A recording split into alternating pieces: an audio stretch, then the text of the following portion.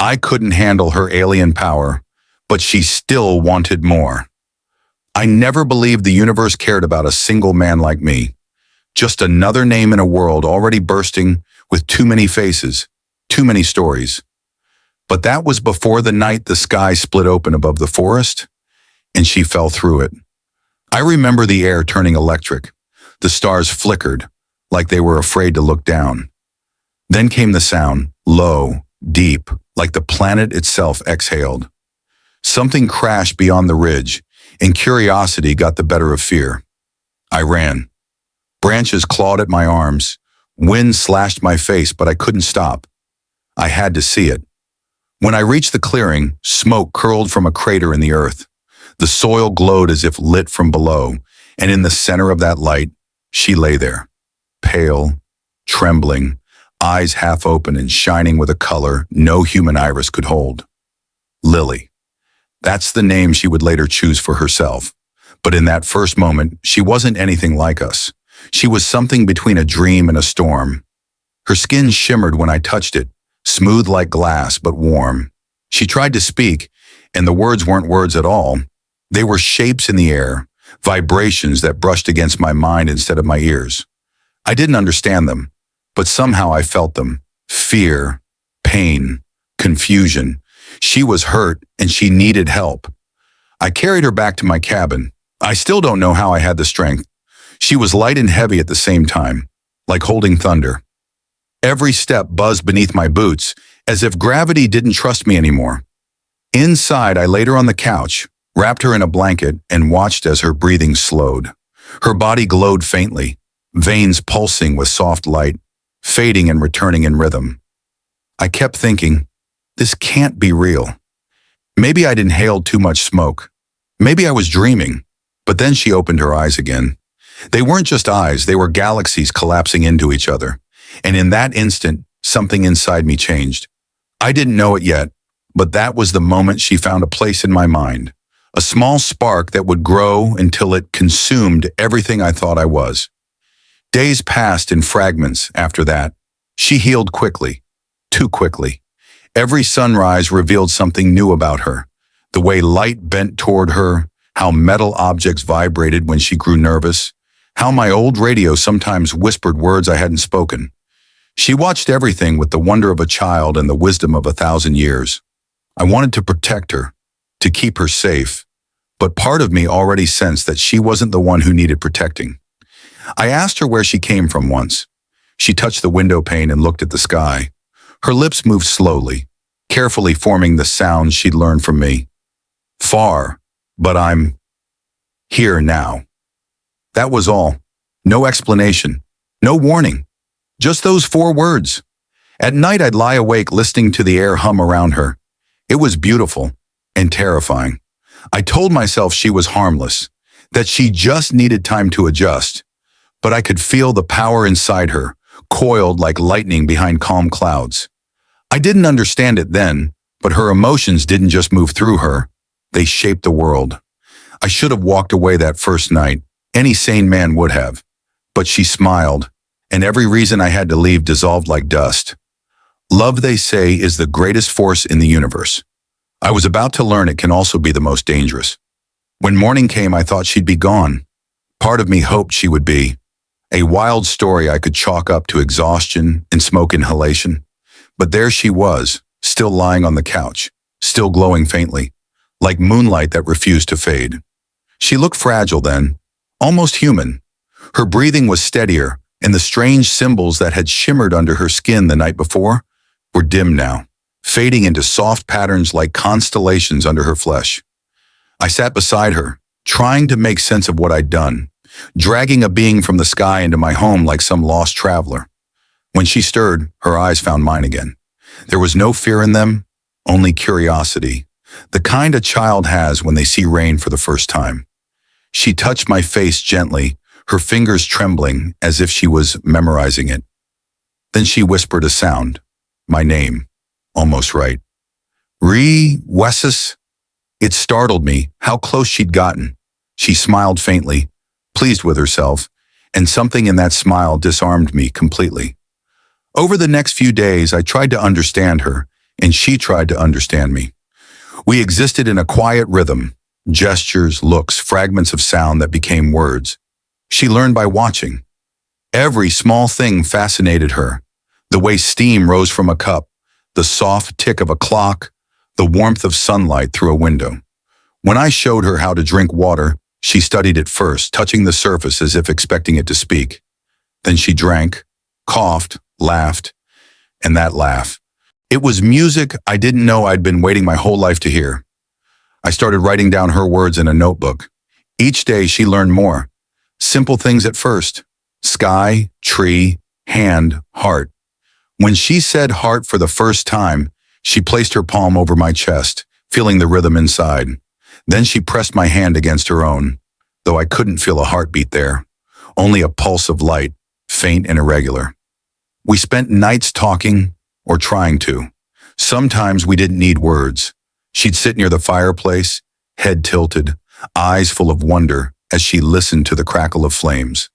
When she smiled, the air around her shimmered slightly, as if her happiness bent reality in tiny ripples. The scientist in me wanted to measure it. The man in me was simply mesmerized. One evening, while I cooked, she stood at the window watching the stars. When I handed her a plate of food, she pointed up, then back at herself. "Home," she said softly. "Out there?" I asked. She nodded. "Do you miss it?" She hesitated, then whispered, "No, maybe." "I learn here." That word, learn, she'd picked it up fast. She used it often, as if learning itself was her mission. She'd mimic sounds from the radio, trace my handwriting, even dream out loud in languages I didn't recognize. Sometimes she'd wake suddenly, eyes glowing, murmuring words that made the air thrum. I didn't understand them, but I felt their weight. Sadness, longing, something cosmic and old. It was during one of those nights I first noticed the power. She had fallen asleep on the couch, light pulsing faintly from her hands. I leaned in to adjust the blanket, and suddenly the lamp beside us flickered out. The air grew dense, charged like a thunderstorm waiting to break. Then in a heartbeat, it was gone. The next morning she looked pale, drained. I asked if she was all right. She only smiled weakly and said, "Too much dream." That's when I began to realize her dreams weren't just dreams. They were something else, something alive. Despite the strange things that kept happening, the flickering lights, the faint hum that followed her laughter, I couldn't bring myself to fear her. In fact, I felt more alive than I had in years. I'd been living in isolation long before she crashed into my world. My life had been a pattern of silence and small routines, a collection of empty days. But Lily, she turned silence into melody. She began asking questions. Why people hurt? Why sun hides sometimes? Why you alone, Reese? That last one caught me off guard. I told her the truth, because sometimes people leave before you're ready to let them go. She nodded like she understood. Then she said quietly, "On my world, no leave. All connect, feel same thought, same dream." "Sounds peaceful," I said. She looked away. No choice, no freedom. That was the first time I saw sadness in her, and in that sadness, a flicker of something dangerous, like a spark behind glass. Our bond deepened after that. We laughed, explored, built a language between us that no one else could understand. She loved touching the rain, chasing the way droplets scattered on her skin before vanishing into light. I showed her how to plant seeds in the garden. She pressed her palms into the soil, and flowers grew instantly, vivid, alive, blooming with colors I'd never seen before. I stared in disbelief, but she just smiled, as if it were the most natural thing in the universe. Each day felt like living inside a secret miracle. But miracles always demand a price. The more emotion she felt, the more unstable things became. When she laughed too hard, small objects floated in the air. When she cried, the wind outside howled as if mourning with her. And when she grew angry, once, briefly, when I told her she couldn't follow me into town, the ground itself trembled. Her power was tied to her feelings, like her heart had direct control over reality, and her heart was learning to love. One evening, as the sun sank low, she touched my hand and said, "Reese, when I close eyes, I see you. Even when I sleep, I felt something tighten in my chest. I should have pulled away, drawn a line, reminded her we were two beings from different worlds. But I didn't, because in her eyes I saw my own loneliness reflected, and for once it didn't hurt. That night I dreamt of stars falling around us, of her hand reaching through the light. When I woke, she was standing by the bed, her skin glowing softly, tears streaming down her face. The walls around us pulsed with faint energy, like the house itself was breathing. She looked at me and whispered, "Too much heart." I didn't know what it meant then, but deep down I felt the truth trembling beneath her words. The more she felt, the more the universe itself began to unravel around her. And though I didn't understand it, I already knew one thing for certain. Whatever bound us together wasn't just love. It was destiny, written in the same stars she had fallen from. I used to believe power was something you could see. The flash of lightning, the roar of engines, the crush of waves. But with Lily, power was quiet. So quiet it could shatter the world without a sound. It began small, subtle things. The garden she had touched weeks ago now grew wildly. Roots cracking through the path, blossoms climbing the walls like they were alive with purpose. When I mentioned it, she looked puzzled, as if nature itself was just listening to her heartbeat. Then the clock started failing. One afternoon, I noticed the hands of my wristwatch frozen mid-tick. Every battery-powered thing in the cabin flickered and died, one after another. But the strangest part wasn't the silence of dead machines. It was the hum beneath it, the faint vibration in the air, like a hidden pulse, syncing perfectly with hers. I tried to ignore it, pretend it was nothing, but pretending became harder every day. The first real sign came one morning while we were in the forest. Lily had grown stronger, more confident in her human form. She laughed when the wind tangled her hair, threw pebbles into the river just to watch them skip. And then, mid-laughter, she reached for a stone, missed her balance, and fell forward. I caught her hand before she hit the ground, and the world stopped. Everything froze. The leaves hung motionless in the air. The river stilled into glass. Even the sound vanished, leaving behind an endless, echoing silence. For a heartbeat, only we existed. Then as suddenly as it began, time snapped back. The current surged, birds cried out, the air filled with motion again. Lily stumbled, eyes wide, staring at her hands. "I didn't mean," she whispered. I grabbed her shoulders, shaken. "What was that? What did you do?" Her voice trembled. "I felt scared." "You fall. I stop it." I tried to speak, but the words caught somewhere between fear and awe. She looked at me, desperate, searching for comfort I couldn't give. Her eyes shimmered faintly, and for the first time, I saw fear in her. That night I couldn't sleep. Every sound, the creak of wood, the whisper of wind, felt charged, alive. When I finally closed my eyes, dreams came fast and violent.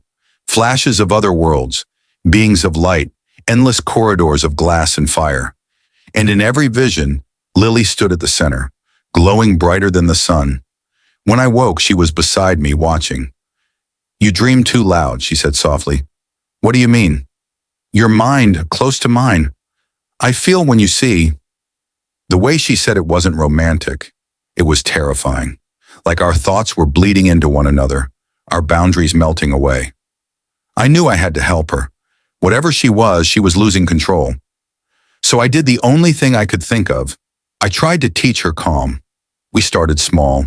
Breathing, meditation, quiet moments in the garden. At first it seemed to work. Her light dimmed when she focused, her pulse steadied. But emotions are wild things. And love doesn't obey rules. One evening, as the sun dipped low and painted her skin in gold, she turned to me and said, "Reese, what is love?" I hesitated. "It's when you care for someone more than yourself." She thought about it, eyes deep with reflection. "Then I love you." Before I could answer, the air around us rippled. A faint glow spread from her body, distorting the space like heat on asphalt. The garden trembled. The trees leaned inward as if drawn to her. And then, silence, heavy and absolute. The next instant, the world imploded inward and burst outward at once. Gravity bent, pulling stones, branches, even air itself toward her. I fought to move, to reach her, but every motion felt like swimming through glass. Her face twisted in fear, her voice breaking through the chaos. "Reese, too much, can't stop." Then everything exploded in a flash of white. When I opened my eyes, we were lying in the field outside the cabin. The world looked wrong. The sun hung low, unmoving. Shadows stretched infinitely in all directions. The air smelled like ozone in memories. She crawled toward me, tears glowing on her cheeks. "I break it," she whispered. "Time. Wrong." I could barely breathe. "What are you?" She hesitated, then said the words that would change everything. "I was made, not born." The silence after that felt colder than space. She told me then, haltingly, painfully, the truth. Her kind had been watching Earth for centuries, not for conquest, not for study, but for understanding. Human emotions, she said, were the universe's rarest force, unpredictable, uncontainable, capable of creating or destroying in equal measure.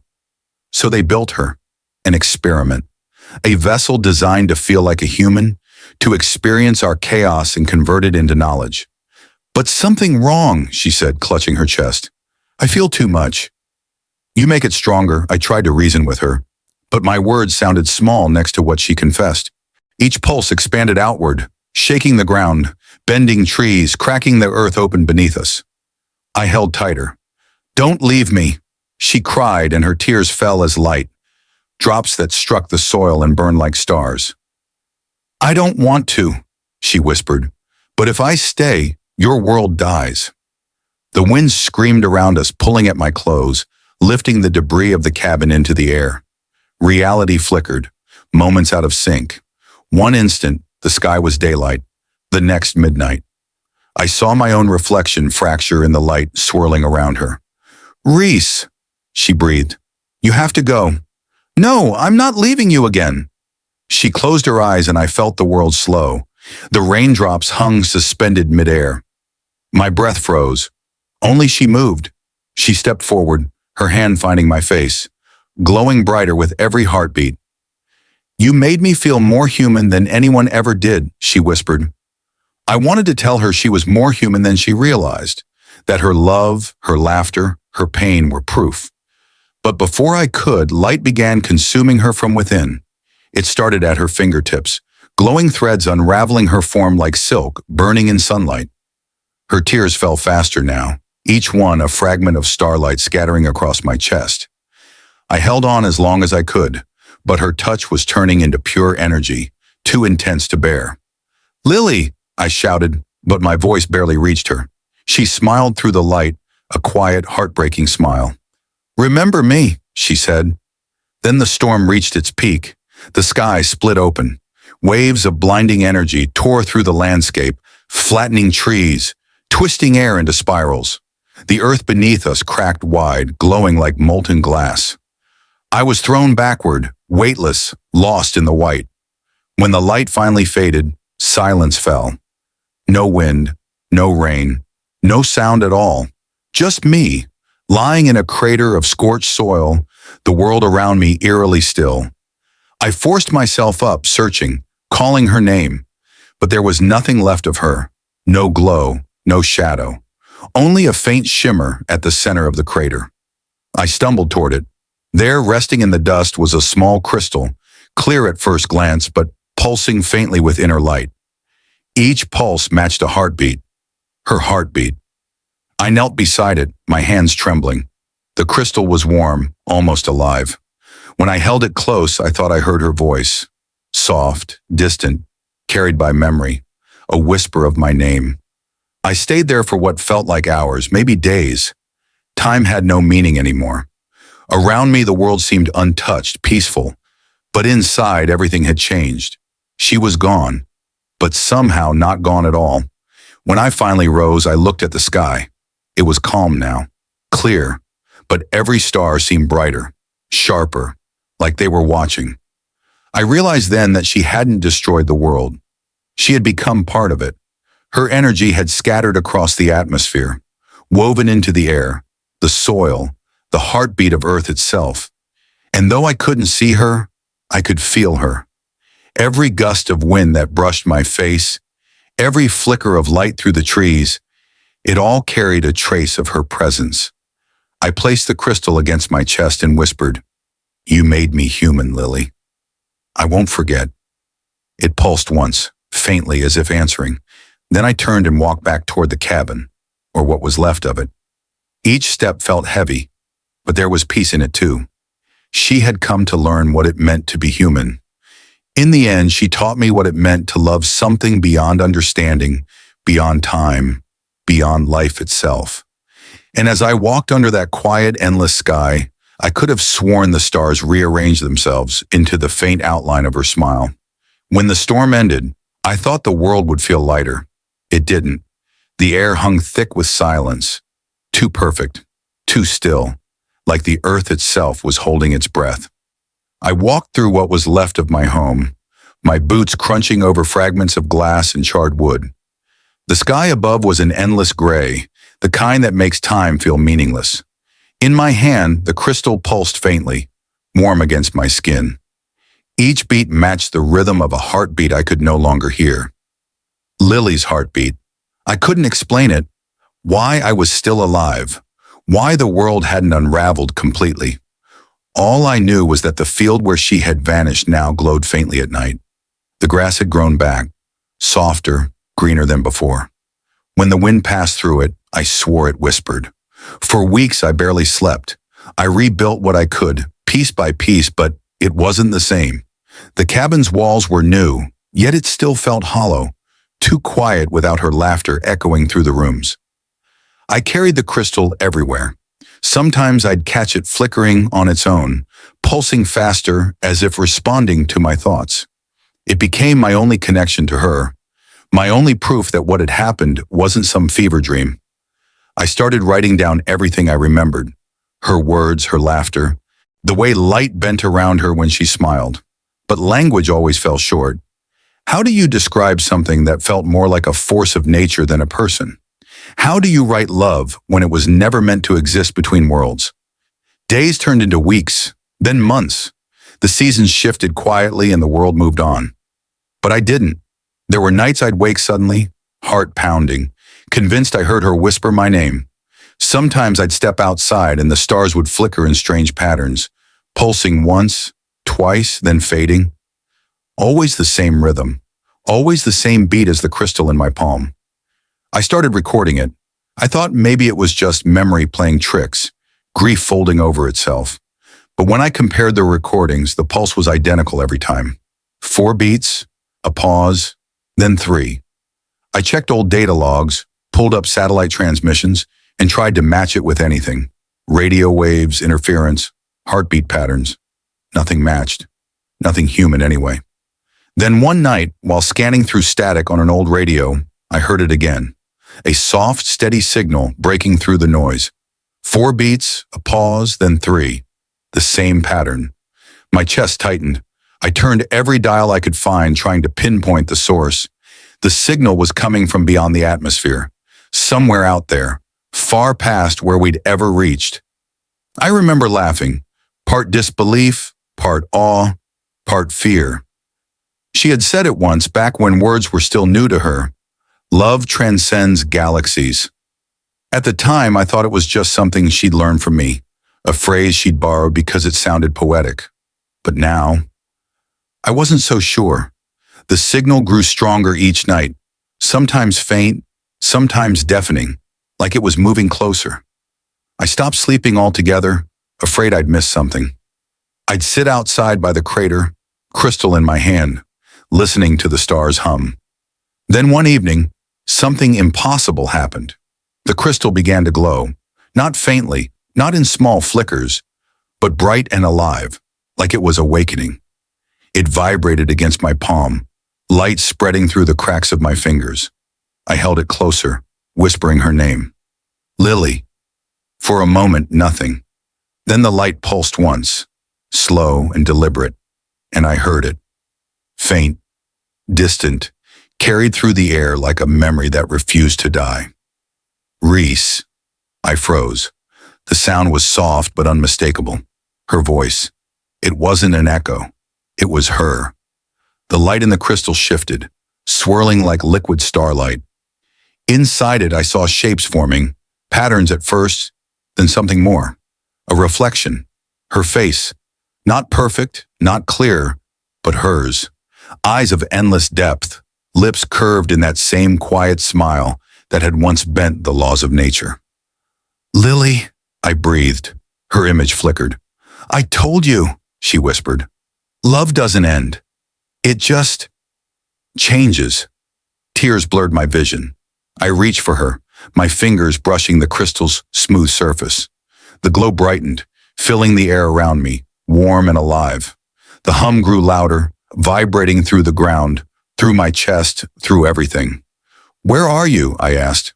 Her image wavered. "Everywhere, in light, in air. In you." The light flared again, so bright it burned against my eyelids. Then as suddenly as it began, it dimmed. Her reflection faded, leaving behind only a faint shimmer within the crystal. But something had changed. The air smelled different, charged, new. The night sky, moments ago gray, was now alive with stars, brighter than I'd ever seen. And in the distance, faint streaks of light crossed the horizon, moving faster than any aircraft could. I clutched the crystal to my chest and closed my eyes. For the first time since she vanished, I didn't feel alone. I didn't need proof anymore. I could feel her everywhere. The gentle breeze on my skin, the pulse beneath the earth, the faint hum that had never really stopped. She hadn't died. She had transformed. Maybe she was out there, guiding the rhythm of the stars. Maybe she was part of every heartbeat that ever dared to love beyond logic, beyond fear, beyond worlds. I walked back toward the cabin, my steps slow, deliberate. On the desk, my old notebook lay open. The last words I'd written stared up at me. She wanted to learn what it means to be human. I picked up the pen and wrote beneath it. She taught me what it means to be infinite. Outside, thunder rolled gently, not like a storm, but like laughter echoing from far, far away. I smiled, exactly the same rhythm as before. But this time, I understood. It wasn't a signal. It was her heart, still beating, still here, still reaching across galaxies. And as I watched it glow softly against the dark, her reflection flickered once more. Just for an instant, her lips moved soundlessly, but I knew what she said.